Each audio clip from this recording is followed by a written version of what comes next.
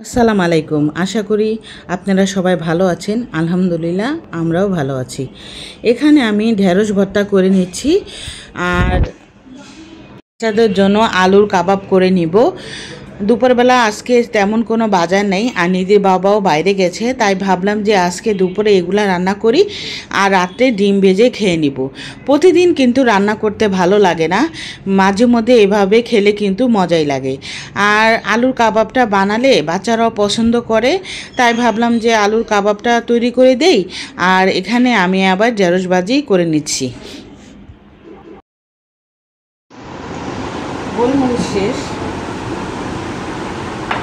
এখানে আমি দিয়ে দিছি পুদিনা পাতা, কাঁচামরিচ কুচি। কাঁচামরিচটা আমার ডিপে ছিল, এর জন্য এরকম হয়েছে। আর এখানে আমি দিয়ে দেবো পেঁয়াজ কুচি। আর এখানে সব রকম মশলা আছে,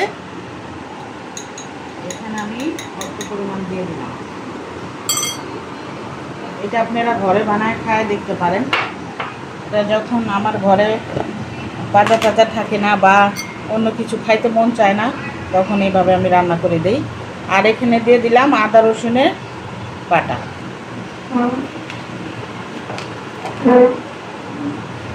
এখন আমি দিয়ে দিব একটা ডিম।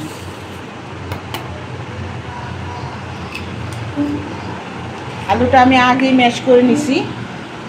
এখন আমি দিয়ে দিব লবণ। লবণটা আমি দেই নাই আগে, এই জন্য একটু বেশি করেই দিলাম।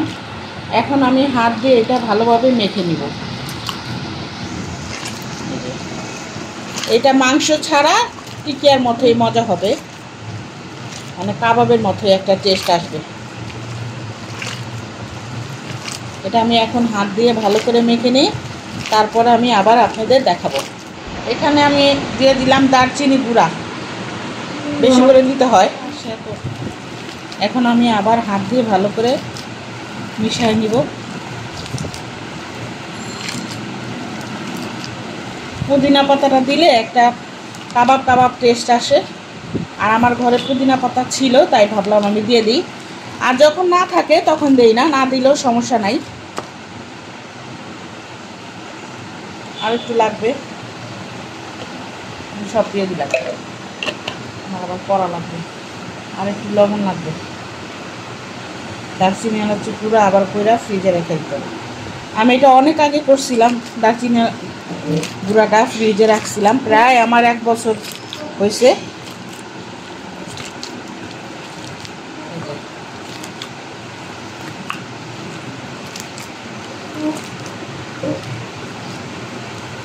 এখন আমি এটা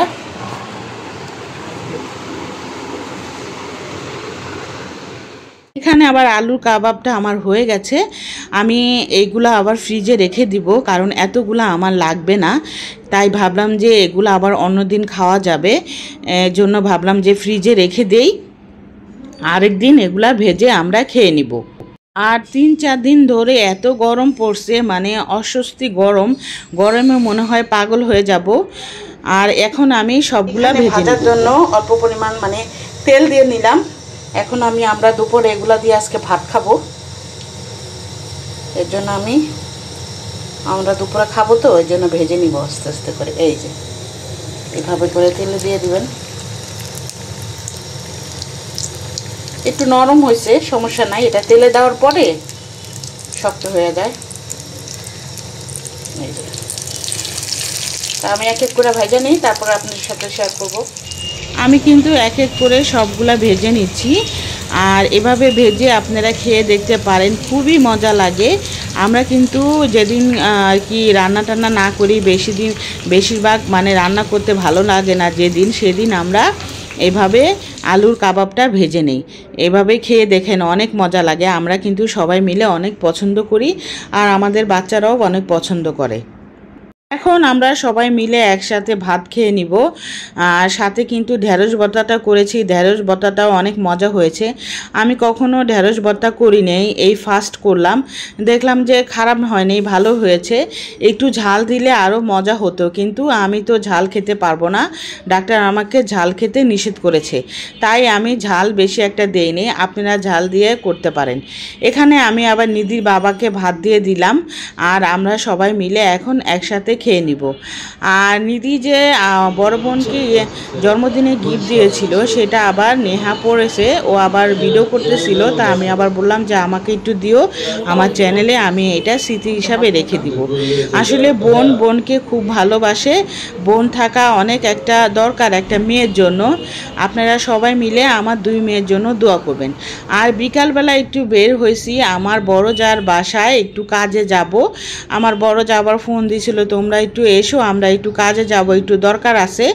আমি আবার এখানে নিচে দাঁড়িয়ে আছি, নিধির বাবা আবার উপরে উঠছে। নিধির বাবা আবার বলল যে তুমি দাঁড়ায় থাকো, তুমি আবার কষ্ট করে উপরে উঠবা, ফোন দিতেছি ওরা ধরতেছে না, দাঁড়াও আমি ডেকে নিয়ে আসি। তো ও আবার উপরে যেয়ে সবাইকে ডেকে নিয়ে আসলো। তো আমরা এখন যাচ্ছি। আর এই রাস্তাটা প্রায় 1 বছর ধরে কাজ হচ্ছে, রাস্তাটা এখনও ঠিক হচ্ছে না। আর রাস্তার পাশে এত ময়লা ফেলে রাস্তাটা নোংরা করে ফেলছে, আমি বুঝি না, প্রত্যেক দিনই তো ময়লাওয়ালা আসে, রাস্তায় কেন ময়লা ফেলবে। আর এখানে কিন্তু আমরা হেঁটে হেঁটে এখন যাচ্ছি, সামনে যেয়ে কিন্তু আমরা রিক্সা নিব। আর ওয়েদারটা কিন্তু কেমন থম হয়ে আছে। আমরা কিন্তু বাসায় এসে পড়েছি, সেখানে বেশি একটা ভিডিও করিনি, সব জায়গায় তো সবসময় ভিডিও করা যায় না। আর বাসায় এসে আবার ভাত রান্না করলাম, বিকালে বাচ্চাদের নাস্তা দিলাম। তো আজকের মতো বিদায় নিলাম, আল্লাহ হাফেজ।